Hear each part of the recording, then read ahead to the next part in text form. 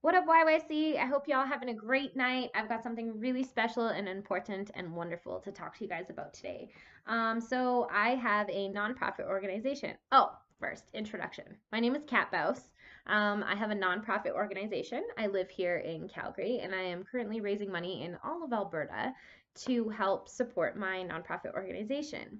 Basically, the organization is called Inspiration in Action, and we focus on sustainable community development projects in rural areas of Latin America. So, the community that I've been working in for the last um, 8 years is called Barra de Parismina. This community is off the Caribbean coast of Costa Rica, and we've done a lot of really great programs. And we are currently fundraising for our Christmas this year. Yay! Feliz Navidad! So basically, I am doing a 5-part video blog. It's going to be on information about the community, and then it's also going to contain information about my organization and a couple personal stories that I have from the community, and programs that we've installed and the things that we do. So for Christmas, I'm raising $2,000. This $2,000 is going to ensure that 130 kids from Paris Mina have a gift for Christmas. So these kids are between the ages of 6 and 12.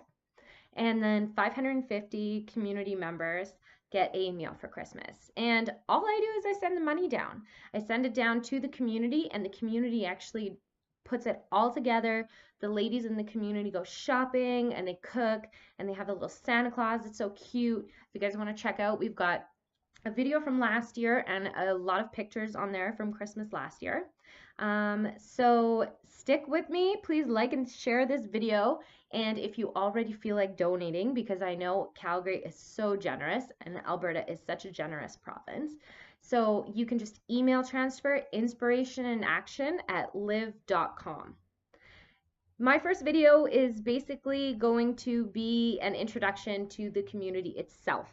So I'm just going to give you some stats. I'm going to give you some information on it. Paris Mina is off the Caribbean coast of Costa Rica, like I said. It's an island, and it has 500 to 600 people in it. On this island, there is 130 children between the ages of 6 and 12. We already covered that. And it is 3 hours away from the closest city. So it's a very small village. They don't have pavement, they don't have cars, they have one vehicle for garbage disposal, and a couple, I think I saw a couple dirt bikes and stuff there. And basically, mainly just bicycles, walking. You can walk across it in 3 hours. I mean, it's a really small island. The community is a fishing and farming community. Now, they have put a hydroelectric dam in about 5 years ago, and that's significantly affected the community. It's affected the economy, so there's a lot to talk about there. The history of the community, well, it's in the Caribbean, so it was a slave port. They had cacao plantations. Like everywhere else in the Caribbean, it's very mixed, very diverse. The population is mainly Christian and Rastafari. And the community to me is such a special community because it is the most welcoming, wonderful community that I've ever been to. And I've seen it in good times and bad. And they are just really deserving and special people, in my opinion. I also invite you all down to contact me if you guys want to go down. I can set you up with my contacts, and you can hear firsthand. You can try their fish, eat their food, and hang out on their beaches. They're super cool. They also have a turtle program there. So anybody wants to, go there, just hit me up. Okay, so what do we got next here? There's a large sense of community because the community is so small. They really stick together. They really help each other. There's been flooding the last few years from all the weather changes. So, that's been an issue in the community. I've raised money a few times over the last years because of the damage that has been done. The reasons why I started the program down there is because when I first went, it's like this incredibly beautiful Caribbean island. And you go, and it's hard to walk around with your eyes closed. So I could have just stayed there and enjoyed the weather and drank the rum and hung out on the beach. But I like to kind of get involved. I went with a friend who showed me behind the scenes, and I really noticed a huge lack of access to extracurricular. They don't have any exposure to the outside world, really. Well, they sure didn't when I started working there. It's getting better and better every year. Um, they don't have an English program for adults, so it's really hard for a lot of adults to learn English. And the tourists that come in there, it's hard to make an economy out of that as well. Sexual health information and education. This is like very taboo in Latin America. Now we're not looking to change anybody's morals or kind of uh, go in there and mess around with how they think and feel about sex. But I do believe in freedom of information, and I think that there's a high teen pregnancy rate there. Well, I don't think that, I know that. And one of my goals is to help with that teen pregnancy rate, put that down by giving people access to sexual health education and knowing your reproductive rights as a woman in any country, because you have reproductive rights. And then the final thing that I really noticed was women's rights. I noticed that because I got treated a lot different down there. Obviously, living in Canada, being a Canadian woman, having my privilege bestowed upon me, I got a real reality check when I went down there on how women live in most of the world, in 90% of the world. So we are so lucky. Um, so I just want to talk. I gave you some things that I noticed, and now I want to talk about why IA is necessary in the community. Obviously, we're looking to expand the economy, give people access to healthcare and education, extracurricular programs, microfinancing loans, business loans, English classes, all these different things that we do.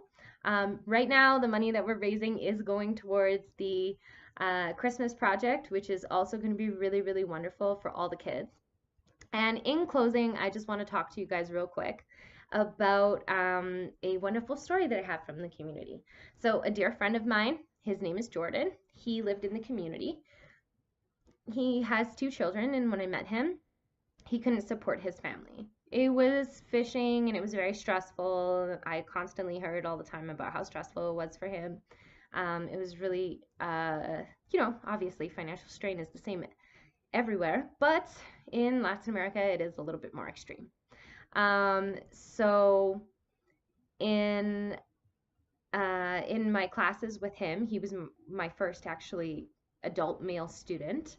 And in my classes with him, he picked up enough English to be able to teach himself, finish teaching himself. He's now fluent in English, and he was able to get a job in San Jose. He's now providing for his family, and he's doing very, very well. So I just wanted to share that story because it is so important to know, and for everybody in Calgary and area to know. We do a lot.